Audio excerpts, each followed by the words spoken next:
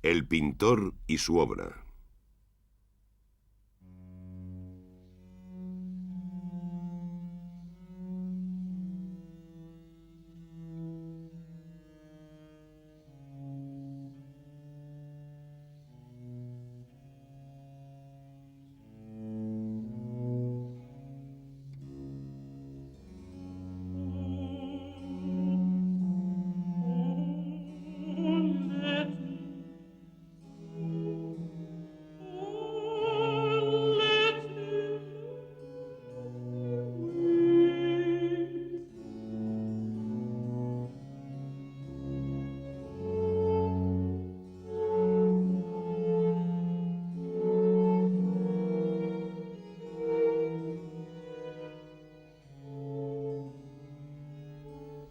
El espejo de las paradojas.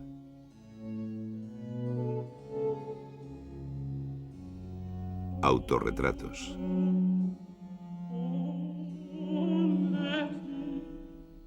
Rembrandt van Rijn, 1606-1669.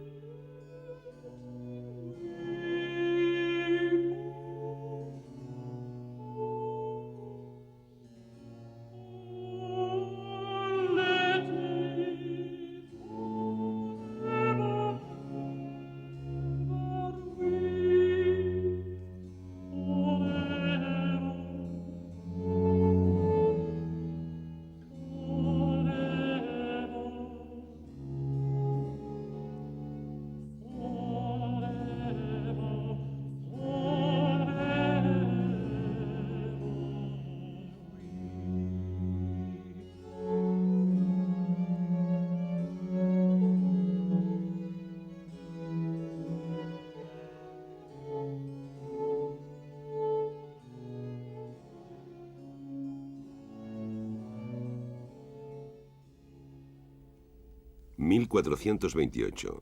Masaccio pinta escenas de la vida de San Pedro para la Capilla Brancacci de Santa María del Carmen de Florencia y aparece entre los que escuchan el sermón de Pedro.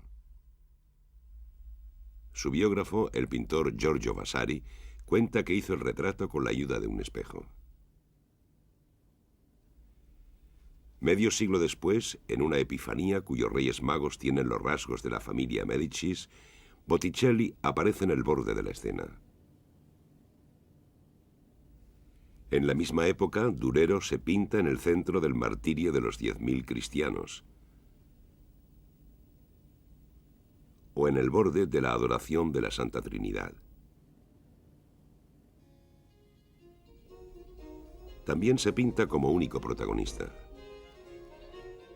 En un siglo, el pintor artesano anónimo se ha convertido en un personaje que se codea con los príncipes, osa representarse como ellos y firma sus obras.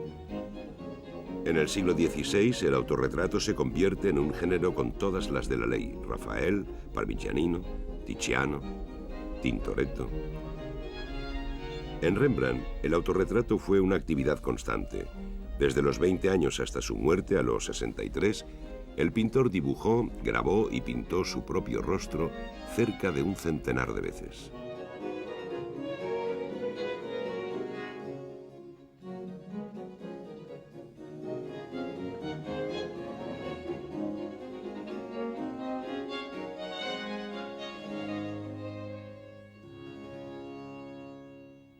Ya en sus primeros cuadros, en 1625-1626, Rembrandt se retrata en escenas religiosas. En la lapidación de San Sebastián aparece entre la muchedumbre junto a su amigo el pintor Jean Le Vien. O bien realiza una escena no identificada en la historia antigua o el Antiguo Testamento. Detrás del cetro del rey aparece el joven Rembrandt. Más tarde, establecido en Ámsterdam y pronto célebre, se retrató con su esposa Saskia en traje renacentista. Rembrandt levanta su vaso riendo ante una mesa servida. El bebedor en una taberna, con una prostituta en las rodillas, ilustra la parábola del hijo pródigo que dilapida su fortuna. También es una forma irónica de ponerse en guardia contra las tentaciones de la riqueza. En la misma época, Rembrandt, inspirándose en Rubens, que por entonces era el pintor más reputado, Pinta el izamiento de la cruz. Se sitúa en el centro, entre los que crucifican a Cristo.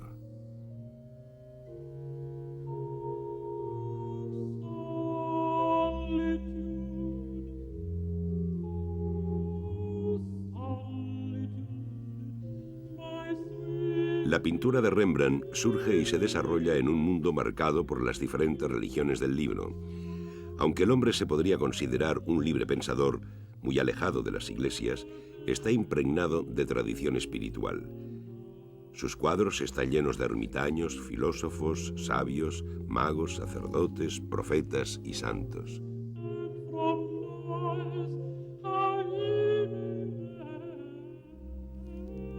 Al igual que estas cohortes de personajes meditativos, el pintor se representa con toda clase de trajes y posturas, pero en una luz especial, tomada de Caravaggio, a la que da un sentido nuevo.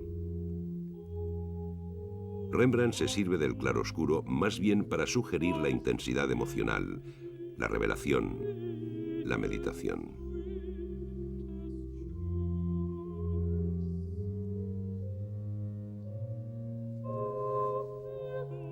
La vanidad, género muy corriente en la época, crea un espacio emblemático.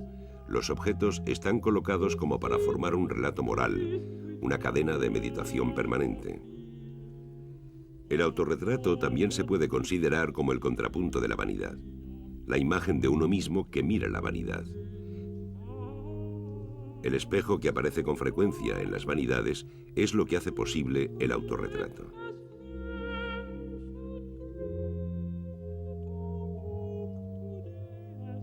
El espejo, que a partir del siglo XIV fue un objeto doméstico corriente, intrigaba a pintores y sabios. Los hombres de ciencia descubrieron en él las paradojas de la simetría y del infinito. Los pintores, las paradojas de la representación y la mirada reflexiva. Un pintor austríaco, Johannes Gumm, contemporáneo de Rembrandt, desvela el artificio. El pintor se sitúa a la vez en el eje del espejo y de la tela.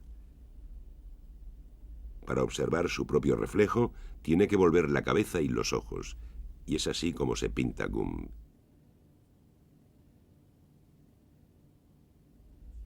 El perro y el gato que se amenazan podrían estar ahí para recordar que la mirada del pintor, elaborada poco a poco, es el resultado de un largo combate.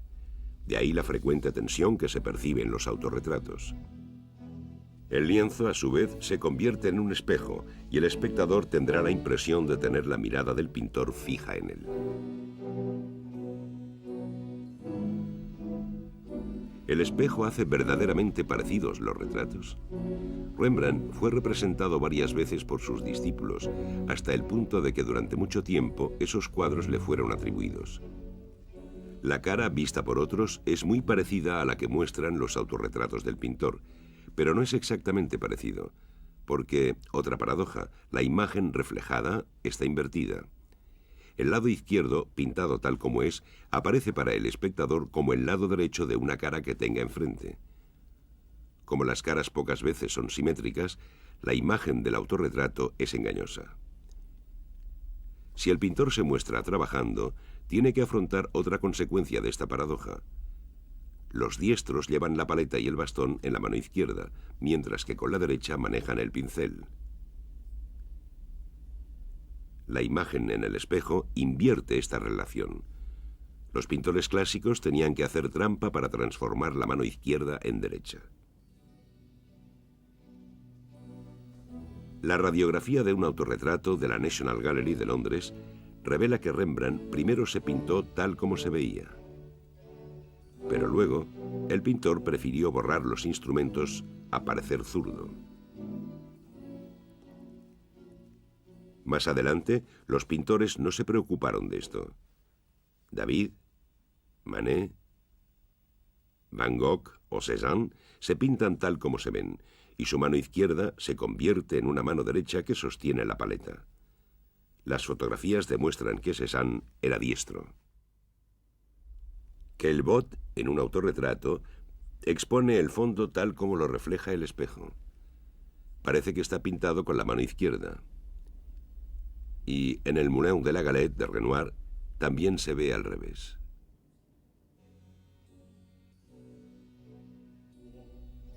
En los autorretratos de Rembrandt, el rostro, vuelto hacia el espectador, está iluminado por el lado izquierdo. Dos excepciones: el autorretrato de Washington y el de Colonia. Este dispositivo de estudio del pintor que trabaja frente a un modelo iluminado por la izquierda es el más frecuente. El pintor diestro puede distribuir sus pinceles siempre con la luz en el lado bueno del pincel. De este modo se ve bien lo que hace, sin que la sombra de la mano le moleste. Y como su modelo está iluminado por la misma fuente de luz, hay una relación directa entre las modulaciones de la imagen y los gestos del pintor. En el grabado, el principio es el mismo. La densidad de los trazos grabados en la placa de cobre indica el sombreado. Pero la tirada de la prueba sobre papel se hace por contacto, de modo que el dibujo sale invertido. Por eso la mayoría de los autorretratos grabados de Rembrandt tienen una iluminación que parece venir de la derecha. El tamaño de los cuadros varía mucho. El de Múnich tiene 15 centímetros de alto. El de la colección Frick, 1,35 m. Algunos fueron recortados por los coleccionistas. En uno de los dos retratos ovales del Louvre se distinguen los bordes de la madera astillados y las pinceladas terminan bruscamente. El otro retrato, en cambio, tiene el biselado original. El claroscuro le impone a Rembrandt una técnica de composición más o menos constante. El pintor utiliza una preparación uniforme de claridad intermedia y tono rojizo que aparece en algunos sitios. Sin duda empieza con un esbozo ligero a media tinta y construye su cuadro distribuyendo los tonos oscuros en capas delgadas y luego los claros en capas más espesas. Termina con las partes más iluminadas y con los reflejos que, en general, son las zonas más empastadas. Desde los primeros autorretratos de 1629, la pincelada es visible. Los rizos del pelo son sugeridos por pequeñas curvas trazadas con la ayuda del mango del pincel en la pintura aún fresca. De este modo, aparece la preparación de debajo y le da un tono rojizo al cabello. Esta rapidez de ejecución, esta aparente falta de acabado, debieron disgustar a muchos de sus contemporáneos. Gran parte de la cara permanece en la sombra, en contra de las reglas del retrato entonces en vigor. El espectador se enfrenta a una imagen contrastada, incompleta, que debe acabar con su imaginación. El autorretrato con bonete y cadena de oro del Louvre, pintado sobre una tabla oval de madera, es de 4 años después. La imagen está pintada sobre una preparación pardo rojiza visible en el cabello, donde incluso se ve el hilo de la madera. Sobre esta preparación, para hacer el fondo, una mano de pintura gris ligeramente translúcida. La cara, mucho más compacta, está hecha con pequeñas pinceladas muy juntas, rosa en las mejillas, amarillo alrededor de los ojos y sobre la nariz, gris en la parte inferior de la cara, verde junto a las orejas, carmín y negro para los labios. Las puntas del bigote están grabadas con el mango del pincel en el empaste aún fresco. A la izquierda, los cabellos están dibujados. Unos pequeños trazos en curva extienden un pigmento negro muy fluido sobre el fondo rojizo más claro. A la derecha, en la sombra, se utiliza el mismo negro, pero más denso.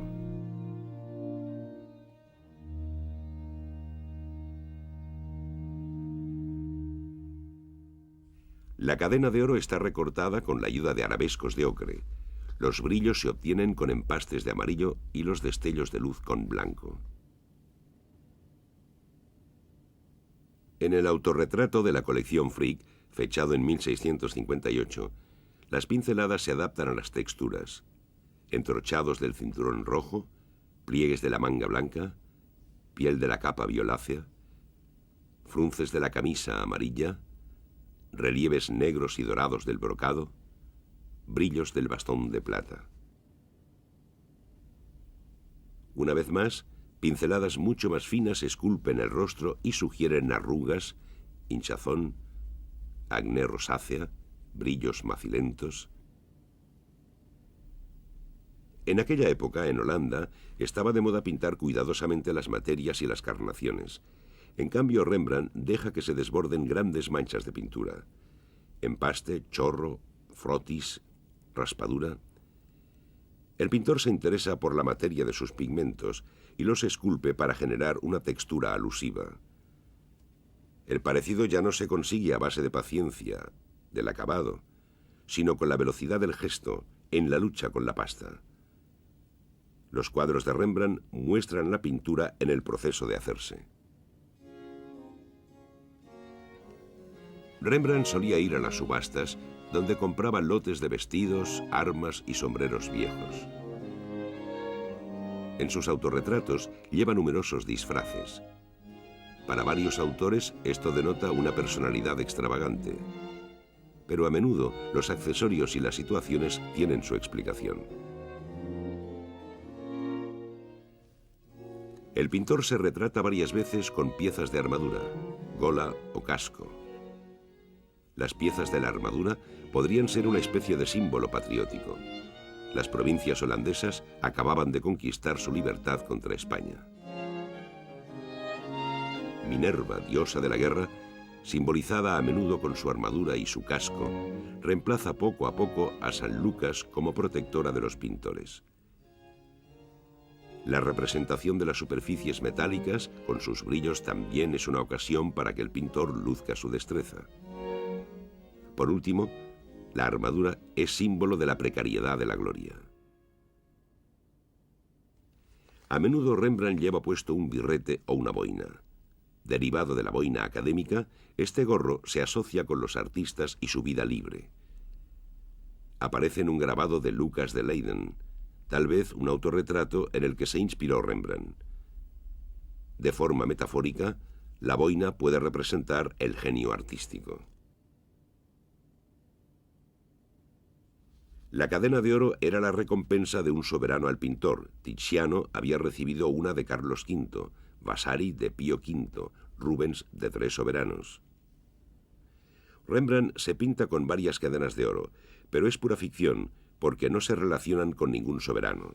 El metal amarillo, con sus reflejos, también era una prueba de virtuosismo pictórico. Y el oro es un discreto recuerdo de la vanidad de las riquezas.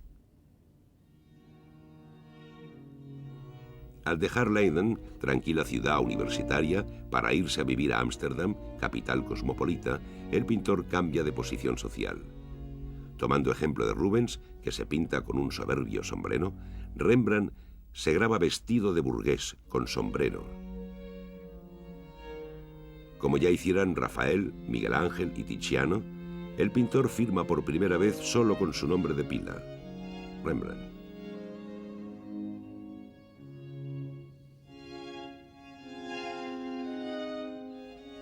Se pinta a los 34 años con sombrero y traje negro de gorguera, como los que forman su principal clientela.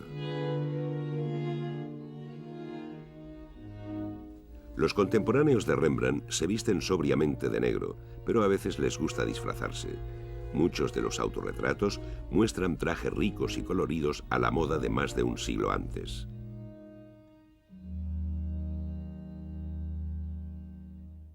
Rembrandt vio en Ámsterdam el retrato de Baltasar Castiglione, pintado por Rafael, e incluso hizo un croquis del cuadro. Seguramente vio también el retrato de Hombre de Tiziano. Los dos cuadros le inspiraron. A los 34 años se pintó con traje renacentista en la misma postura altiva de los personajes de los grandes pintores italianos. En el autorretrato con traje oriental, el plumero, el turbante, la capa, la túnica de raso y el cinturón forman un catálogo de materias difíciles de reproducir en pintura. El vellón del caniche, pintado más tarde, es un contrapunto irónico de estas texturas. El personaje puede estar inspirado en un rey mago de un cuadro de Rubens.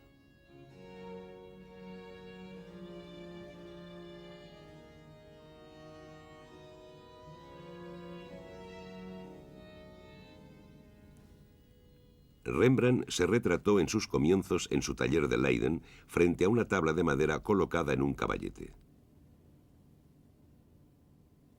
Hasta 26 años después no se volvió a retratar como artista. A partir de 1652, en efecto, en sus autorretratos pintados, uno de los vestidos más frecuentes es un blusón de cuello abierto sujeto con un cinturón.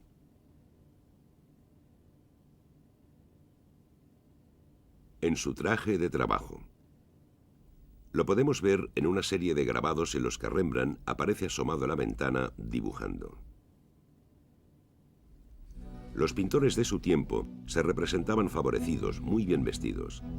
Rembrandt se muestra trabajando, sin afectación. Está desaliñado, con turbantes informes.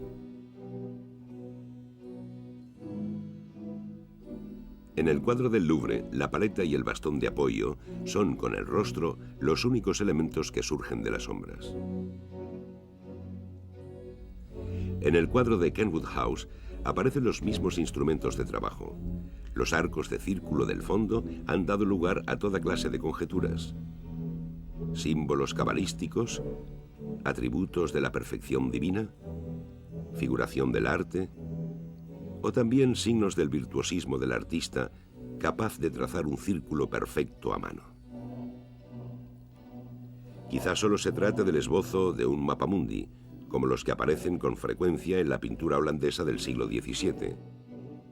Para el viejo pintor sería una forma de expresar que es consciente de su universalidad, o quizá otro recuerdo de la vanidad del mundo. La última máscara es la del viejo sabio.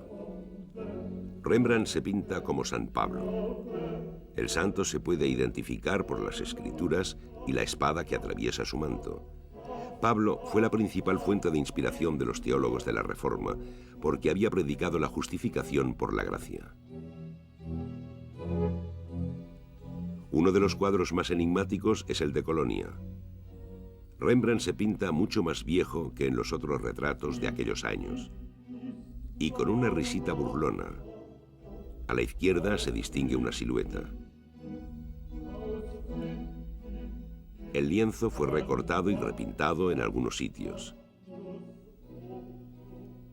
La radiografía revela una mano derecha con un pincel, que luego fueron borrados.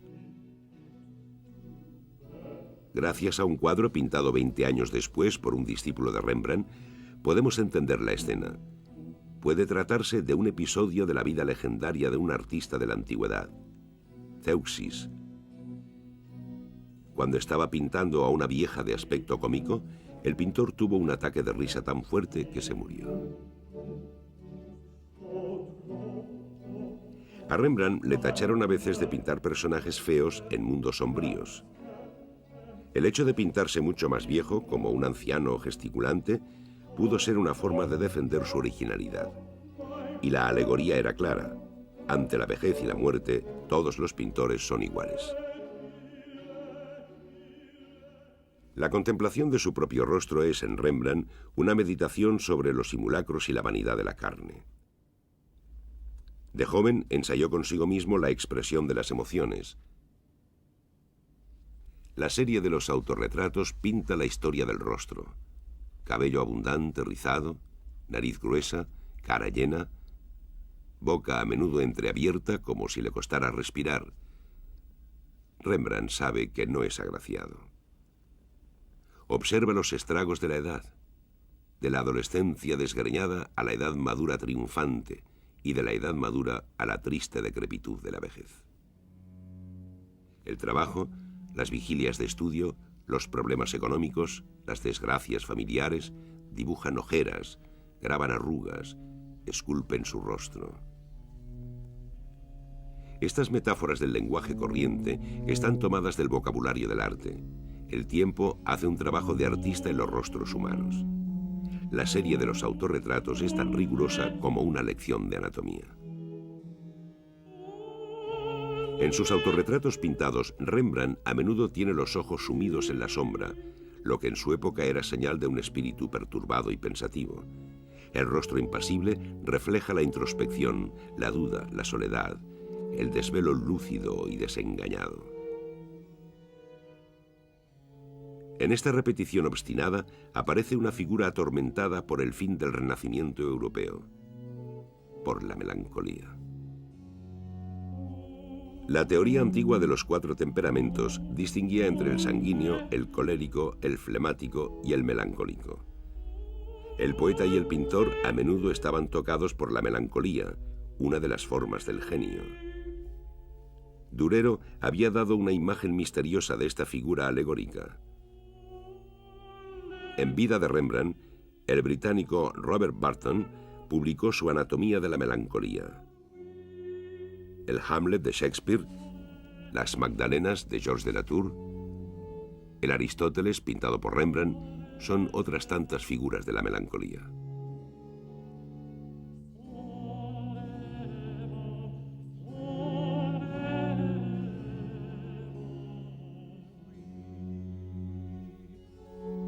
Hoy repartidos en una treintena de colecciones, los autorretratos de Rembrandt, demasiado cotizados, seguramente nunca podrán reunirse en una exposición.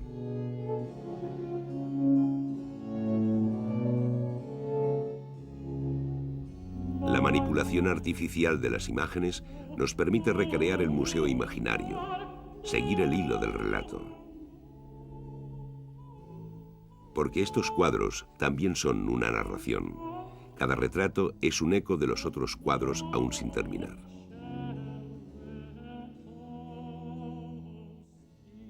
Y en estos otros cuadros, ¿es el ojo del pintor lo que vemos discretamente disimulado entre los remolinos de la imagen?